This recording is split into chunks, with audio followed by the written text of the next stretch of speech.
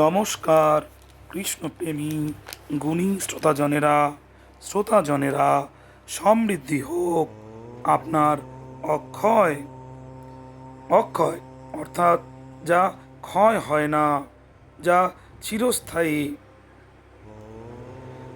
আর তৃতীয়া বৈশাখ মাসের শুক্লপক্ষের তৃতীয় তিথি। এই দিনটি হিন্দু পুরাণে এমন এক শুভক্ষণ হিসাবে বিবেচিত, যেদিন কোনো কাজ শুরু করলে তা কখনোই বিনষ্ট হয় না, বরং ক্রমশ বৃদ্ধি পায়। পুরাণের নানা কাহিনীতে অক্ষয় তৃতীয়ার মাহাত্ম্য ছড়িয়ে রয়েছে। বিশ্বাস করা হয় এই দিনেই মহাভারতের বর্ণনা অনুযায়ী বেদব্যাস গণেশকে দিয়ে মহাভারত লিখতে শুরু করান। আবার এই দিনেই নাকি কুবের দেবতা ধন সম্পদের অধিকারী হন। শ্রোতাজনেরা, আরও একটি জনপ্রিয় কাহিনী অনুযায়ী এই তিথিতেই গঙ্গা অবতীর্ণ হন এই পৃথিবীতে। এই সব মিথ মিলিয়ে অক্ষয় তৃতীয়া হয়ে ওঠে এক এমন দিন যা সৃষ্টির প্রাচুর্যের এবং শুভ সূচনার প্রতীক। এই মিথগুলোর ভেতরে যে মূল ভাবনাটি কাজ করে তা হলো অবিরাম প্রবাহ এবং অক্ষয় সমৃদ্ধির ধারণা।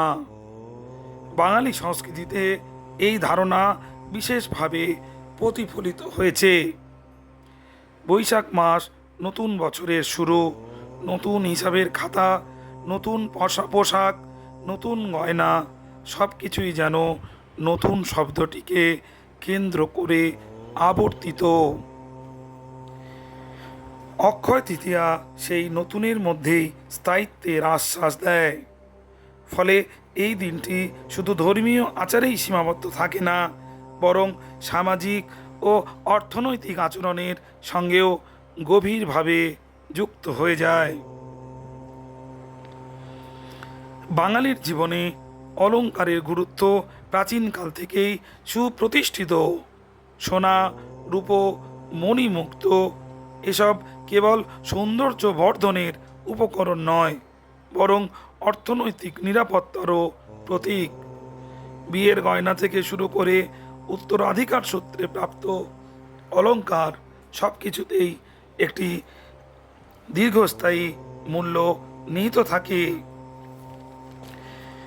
অক্ষয় তৃতীয়ার সঙ্গে এই অলংকার প্রেমের সম্পর্ক তাই খুব স্বাভাবিকভাবে গড়ে উঠেছে। বিশ্বাস করা হয় এই দিনে সোনা কেনা মানে এমন এক সম্পদ অর্জন করা যা কখনো ক্ষয় হবে না। সোনা যেন এখানে শুধু ধাতু নয়, এক ধরনের আশ্বাস, সংসারের অনিশ্চয়তার মধ্যে এক স্থির ভরসা। বাঙালির অলংকার চর্চা কেবল সম্পদের প্রদর্শন নয়, বরং এক গভীর নান্দনিক ঐতিহ্যের অংশ। শ্রোতাজনেরা, নকশি কাঁথার মতোই গয়নার নকশাতেও বাঙালির কল্পনা শক্তি ও শিল্পবোধ প্রতিফলিত হয়। শাঁখাপলা, সীতাহার, রতনচূড়, নথ, ঝুমকো প্রতিটি অলংকারের নিজস্ব ইতিহাস ও সাংস্কৃতিক তাৎপর্য রয়েছে।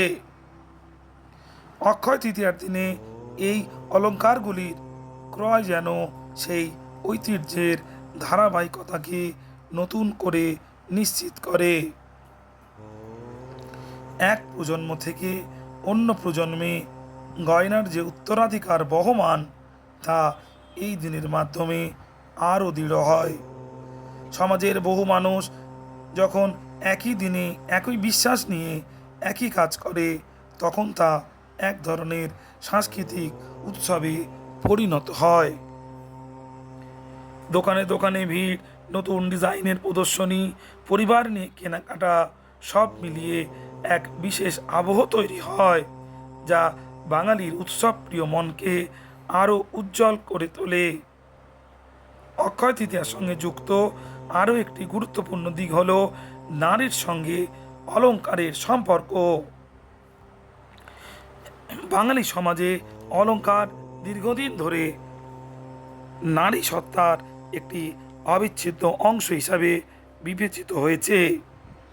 যদিও আধুনিক সময়ে এই ধারণা অনেকটাই পরিবর্তিত হয়েছে, তবুও অলংকার এখনও নারীর আত্মপ্রকাশের একটি গুরুত্বপূর্ণ মাধ্যম। শ্রোতাজনেরা, অক্ষয় তৃতীয়ার দিনে নতুন গয়না কেনা যেন সেই আত্মপ্রকাশের একটি নতুন অধ্যায় শুরু করার মতো।